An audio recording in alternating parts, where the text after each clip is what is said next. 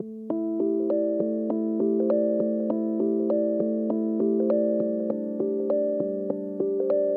cause of struggles with weight, we now know, is more complex.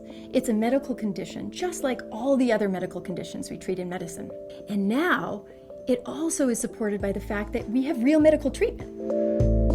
Treatments include behavioral interventions, medications, surgery, as well as meal replacements. These treatments have been available for a long time, but they're not covered in the healthcare system. So people don't have access to these treatments. And in fact, a lot of people, I would say, don't even know that these treatments exist. The thing about asking for help for weight is that the conversation has to start somewhere. And your primary care provider is likely a great resource. So if you are looking for help for weight, one of the first things you can do is, can we talk about my weight today? And that is a door opener. Because sometimes it's really hard for a primary care physician or clinician to say, is it okay we talk about your weight? Because they're a little bit worried that that might become a sore point.